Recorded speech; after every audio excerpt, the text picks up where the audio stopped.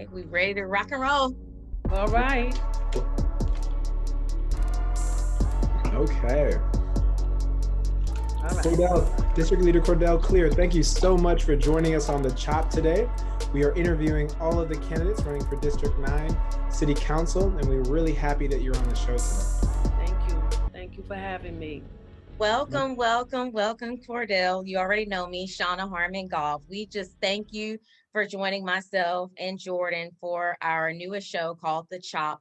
Like you said, we're excited to be interviewing all of the city council candidates of District 9. You all are simply amazing. You all have presented yourselves well, and we know that you're going to do phenomenal because you've been in Harlem representing for a number of years. So that's the first question I'm going to ask you today is tell us who you are and your platform and why did you choose it? Sure. I'm Cordell Cleare, a Harlem resident, longtime fighter for social justice, housing justice, racial justice, all of those things that are important to us, and also a tenant organizer, a community advocate, and an activist on a number of different issues. Anything that impacts the people of this district, I think I've worked on it.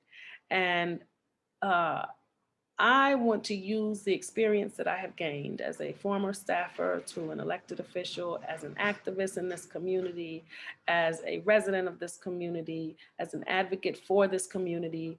I have over 30 years of accumulated experience. I've worked for this community my entire adult life, and I feel like I now need to transition those skills into representing my community as the city council person. And I feel particularly motivated during this time because we have just faced this horrible pandemic, which is COVID-19, but not just COVID-19. We are still faced with the pandemic of gentrification, the pandemic of food lack and food insecurity, the pandemic of police relations, poor police relations, and the list goes on and on. The pandemic of affordable housing that we don't have, and homelessness and mental health issues, and even this pandemic, COVID-19, coronavirus has magnified and emphasized some of those things to people, but we always knew they existed. And I want to not only build back a lot that has been taken away due to the pandemic, but I want to build better. And I want to remove some of those things. And this is an opportunity to do that. This is an opportunity to do it right. This is an opportunity for us to jump in there. So I don't see the pandemic only as a bad thing. It's tragic in many regards, but it is also a chance for a new beginning and a correct beginning. I'm sorry, I'm gonna stop myself. I want you to No, thank you. We can hear the passion. We can hear the passion. So, what are some of the issues that are most pressing for Harlemites today, and how does your platform seek to solve those problems?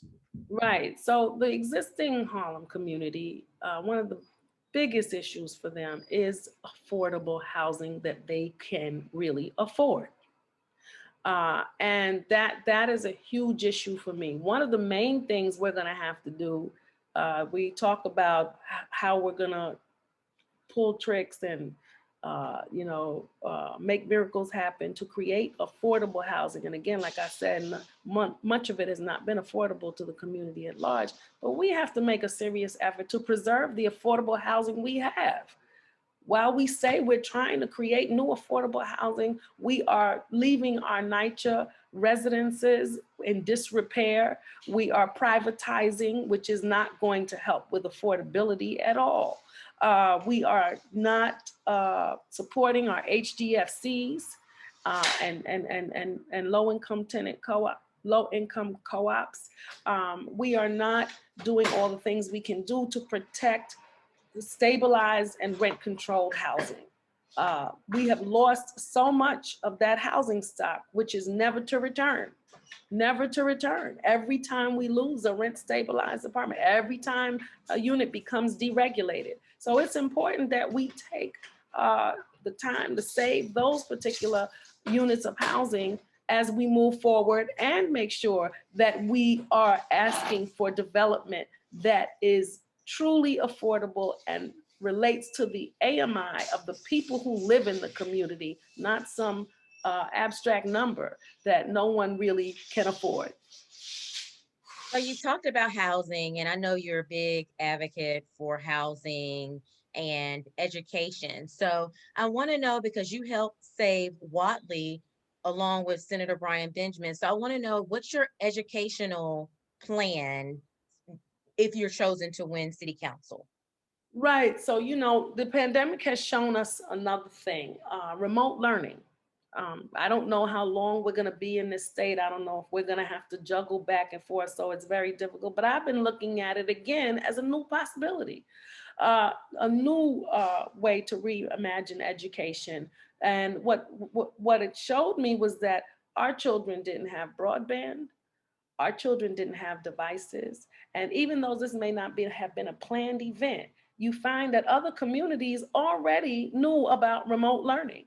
So our kids were at a disadvantage just based on the fact that others already had those devices and knew how to use them and knew how to learn remotely. So we have to make sure that all of our children have broadband. Broadband should be available to every student in this district. It should not be an issue to whether you're homeless, which we have to deal with the homelessness of our children, or you live in public housing, or you live in a tenement building. It shouldn't be an extra burden or an expense to that family. Everyone should have access to broadband. Every student should have a device, a remote learning device in their home. So those are the kinds of things that I want to make sure that we promote. But also we have to look at education the way the way it was before. We did a lot of marches and protests about how Black Lives Matters, but we won't teach a Black history curriculum in our schools, which is not just valuable to Black children. It's valuable to all children. Black history is American history. Speak on And it. knowing who we are helps others know how to coexist with us, helps others to understand our struggle, to understand the institutional racism that we face from day one, from the cradle. This is important for us to get that message out there. So I believe that we have to strengthen our curriculum, and we do have to do a culturally sensitive, culturally accurate American history curriculum in our schools. And then we have to make sure that all of our schools are quality schools. There's a lot of talk about getting into this special place and into this special program and into that. Well, there shouldn't be any. It shouldn't be one special school and two. It should be quality education for all children, because we're not going to put all children in one or two or three or four schools. We have to make sure that we make a serious effort to bring the resources that this community requires for our students to succeed. And in some cases, that may mean additional things. That doesn't always mean that you're going to give everybody $5. Some people may need $25. Some people may need food and food resources and pantries in schools and food that students can take home. Sometimes it means access to being able to wash your clothing. There are many issues facing our children uh, uh, that need to be addressed. They need medical care, vision care, they need dental. There are things that we need to be looking at and making sure that our children are equipped. We should have a social worker in every school, knowing the issues that affect our community. Just take George Floyd, for example. There are many children who were out of school, who were impacted by what they saw, who were traumatized by what they saw, who needed help getting through what they saw. There are people who had loss in their families. I went to 3 funerals yesterday, 2 to COVID, 2 lives lost to COVID. Big families, children, grandchildren, nieces, nephews, the main matriarchs of the families gone. We need someone in our schools to help our children process that, the gun violence that's in our communities, and other things that are going on. So if we're serious about education, education is more than just brick and mortar. It's more than just books and figures and facts. It is also how we take care of our children as well, the other needs that surround our children as well. Mm. You know, I think everyone that knows you knows that you're a tireless advocate and organizer, and that you work 24/7 to help people.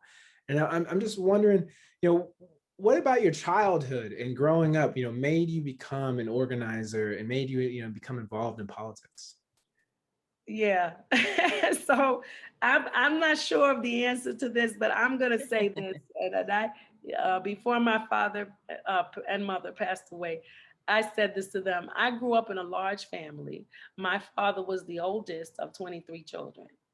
And we were, at that time, if you could picture this, the agency, it's ACS now, but then it was BCW. We were the Bureau of Child Welfare of our family. So when a kid went wrong, or if something was happening where an aunt or somebody couldn't do the job that they needed to do, we were the agency. Call up my big brother and send the kids. So Yeah. in addition to us already having our big family, we always had everyone else coming to us. And I remember as a child saying, I can't wait till I grow up so I can have my own room. I just want my own room, and I want my own bed that nobody sleeps in, right? And when I grew up, I found myself doing the same things my parents did. Why? Because it's family, and we're supposed to take care of each other. And the community is just a broader extension of that family. As they taught me to take care of family, they also taught me to take care of outside. We had to go get groceries for people. We had to go help so and so because she needs some help cleaning up. And I always ask why. Why I gotta? I don't know how God take. She needs. I said it very low because we weren't allowed to protest. But Yeah. I appreciate it now because I know what they were trying to instill in us. They instilled volunteerism, caring for your community, caring for each other. And that's what it takes. And this pandemic really proved how much people need people. And there are some of us who are not. And I remember my father telling me one day, everybody's not as strong as the other person. Everyone is not as in tune with things as the other. So if you have a gift, if you have the ability, it's your job to use it to help other people. And I have always just found myself, I'd never liked bullies in the schoolyard. I never liked them anywhere. So as I got older, I find that those same characteristics just came out in other situations where I could help people who were being oppressed, people who were being bullied, marginalized, and taken advantage of. So I guess that's what brought me here. Hmm. So, in the spirit of family, I want to talk about small businesses because to me, the small businesses have been here for a long, long, long time, and they're like family to us. And during the time of COVID, a lot of the small businesses closed and weren't able to reopen. So, my question to you is how can we protect these long standing small businesses in our community?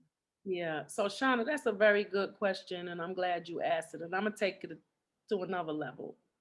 Um, we need to protect small business. There's no doubt about that.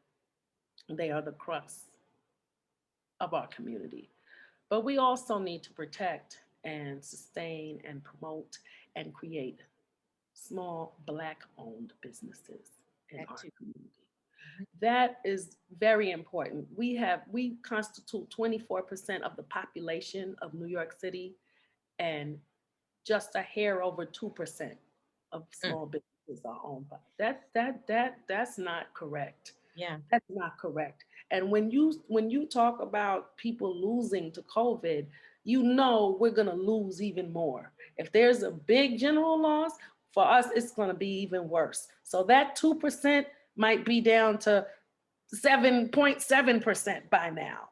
So we're going to have to take deliberate action coming out of this pandemic to make sure we sustain small Black businesses. We create opportunities for small Black businesses. We make sure that contracts are awarded to small Black businesses, all Black businesses. We have to make sure, and it has to be a deliberate effort and acknowledgement what is happening in this city and how come money doesn't go into our communities. We are never going to build Black wealth. We are never going to be able to truly be in charge or reach real freedom until we get financial freedom, until we get businesses and are able to thrive in our own communities. You said the key word. Small businesses are more family than people may even think. I remember my brothers getting their first job at the grocery store and at the dry cleaner and at whoever local we knew. These were our connections. Go down there and tell Mr. Harris that you need to get a job. you know, uh, Sylvia's, Wells, other community restaurants and food, they're known for hiring throughout the community. And not just, you know, I mean, they hire according to our needs. I know people who have been formerly incarcerated or former substance abusers who were able to get a job because there's a community connection and someone's willing to take a risk and take a chance on you. And it's not always that story. Sometimes it's the kid who wants to go to college, the kid who's helping out at home, the mother who's trying to support her family. It's really critical. These are our connections. We don't have the club, the country clubs and the other places that we can go to and get a reference and someone say, yeah, Bob, you know, give them a job in your firm. we don't have it quite like that right now, as much as we should. But these are our places where we were able to start or you know, just find something local for people that know you and are willing to have you be a part of their small business family. So that's important. And also the fact that small businesses, the people, especially the small Black owned businesses, many of whom live in the community, actually spend their dollars in the community. And they buy from other small Black businesses. And that money can stay in our community and circulate and make sure that we, you know, that we build and we grow. Mm. So on that note, like, you know, Harlem has a magical identity, you know, throughout the world. It's known, you know, as a Black Mecca. But what is Harlem to you? What is Harlem, and how do we preserve Harlem?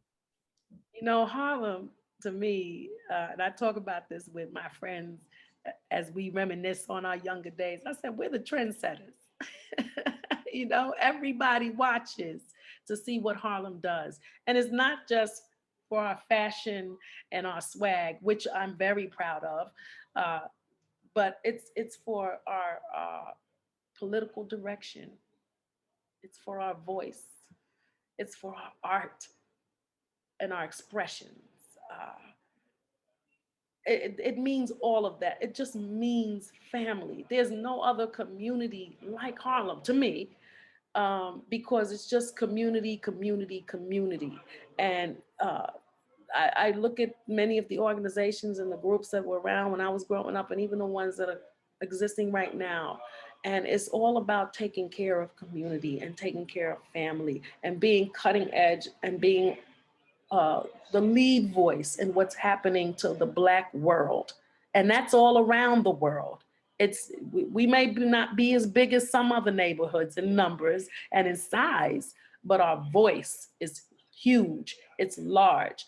I've seen everyone come to Harlem. I've seen Mandela, Malcolm, Martin, all the great people, the artists, Langston, Zora, Maya, everybody comes to Harlem. Thurgood, it didn't matter.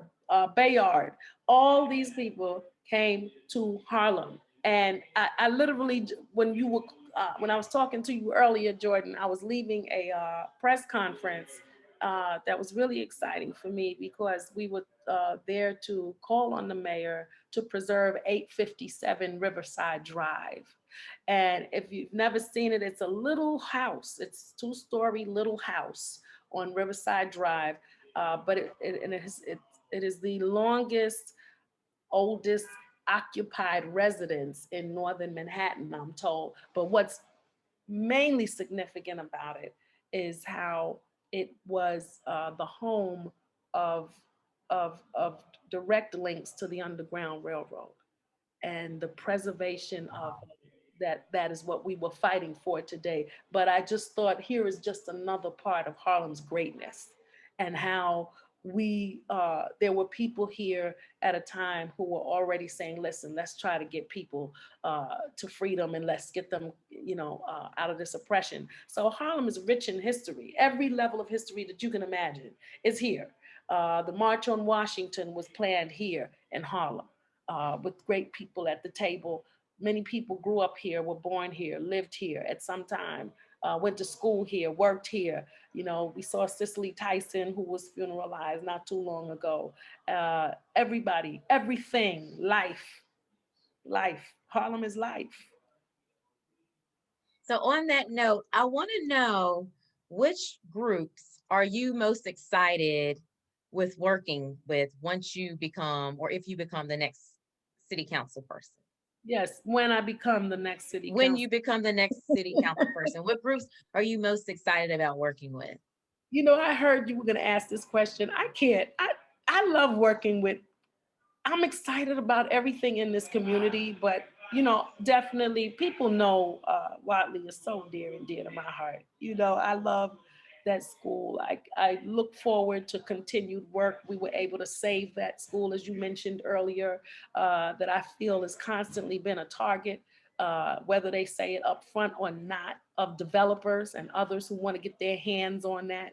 But that's our flagship. That's a school. It's since we saved it, Watley is now an arts diploma school. You graduate from Watley and you have a diploma in the arts, which is significant. And the talent that is there and the talent that comes out of there is phenomenal. So I know that I'm going to be doing much more with Watley, and not just Watley, all of our public schools. So I just mentioned them because of that fight that we had, but definitely all of our public schools to develop every area of learning for us. I'm excited. We just talked about preservation. Save Harlem Now is a group that I'm a part of. I definitely want to work with preservationist groups to preserve our history, our legacy in this community. I don't want Harlem to become some sort of a show place where, we just bring buses in and say, well, yeah, they used to play jazz over there. And, yeah, they used to have good fish over here. No, Harlem needs to stay the neighborhood that people know it to be. So I definitely want to preserve. I'm excited about working with our community boards. I would like to see us really, really, really diversify it in terms of it being even more representative of the people who live in these blocks. We need to have them on the board helping to make those decisions. I definitely look forward to working with our NYCHA organizations and our housing advocates and housing groups and others to come up with ways that we can protect our housing and also come up with new housing and new housing that people can afford. And I love arts and culture, so I definitely want to work with our cultural because Harlem is just so all that. It's all that. And then, of course, I'm excited to work with the new city council, the mayor, uh, and my colleagues across every level of government. I'm excited about what's to come. We're getting ready to turn a new page, and Mm. I can't wait to turn it in a positive direction. Take something that was really negative and turn it into a positive. We can win, y'all. Mm, mm. So how do people get involved in the campaign? Oh, I'm here on 133rd Street. I'm still on 116th Street, but I'm on between West 133rd and West 134th, 2272 Adam Clayton Powell Jr. Boulevard. I have a website. It's clear2021.com. So it's www.cleare. It's clear with an E at the end. That's how you spell my last name. So it's clear with an E at the end, 2021.com. You can sign up to volunteer there. You could come by here anytime. You could stop me in the street. And well, I'm going to give out the phone number, but give me until Monday, which is when the right phone is going to arrive. The actual instrument that I need is going to arrive. And the phone number is 646. I have it up here on the wall, 918-7171. So it's 646 918-7171. We need you. We need you to phone bank. We need you to, we do voter registration all the time. I believe in it. We do constituent services. I have never stopped doing that. I do it every day as much as I can. So if you have a skill, if you have a talent, you have a gift of any sort, we can use you on this campaign. And just call us up, stop me in the street, come on by. We're here now. So Cordell, in this last few minutes, we want to play what's called the lightning round, where we ask you some fun questions, nothing serious. So I want to know, if you had any superpower, what would it be and why? It's so dangerous, that question. I would want the power of healing. I would want to heal. There's a lot of hurt and a lot of pain and a lot of things that have gone wrong for people in our community and others. So I would want to have the superpower of healing, being able to heal our health disparities that we have so many of, and not just physical health disparities, mental health disparities, emotional health disparities. So I will say, before Jordan asks the next question, I've been kind of guessing what people's superpower is, and on just how I know them for the ones who I know. And I would say, I think your superpower is something that has to do with your voice, or like a megaphone. Why I say that is because when you talk, it's substance. You have a lot of great things to say, and a lot of people want to hear what you have to say. So I think your voice should be to where it's some type of superpower where you could talk to like the whole generation, so people can hear what all you have to say, because it's just so important. So like a megaphone voice is what your superpower should be. I'll write that right down. Okay. I love it. Thank you. What's your favorite movie, book, or play that's about Harlem or was based in Harlem? Claudine. Without question. Claudine. I don't know what it is about James Earl Jones, Diane Carroll, and it is in Harlem, and it just it's family. See, that's what it is. It's family. I'm always drawn to that, and the challenges that they faced and overcame would just mimic so much that was happening around me in my lifetime. And the love that was, and it was just amazing, just showing her as a single mother and her and with children. And James, he was a sanitation worker, and it was just glorious to me. That is one of my favorite movies of all time ever. So one final question: bodega with a cat or bodega without a cat? Yeah. Girl,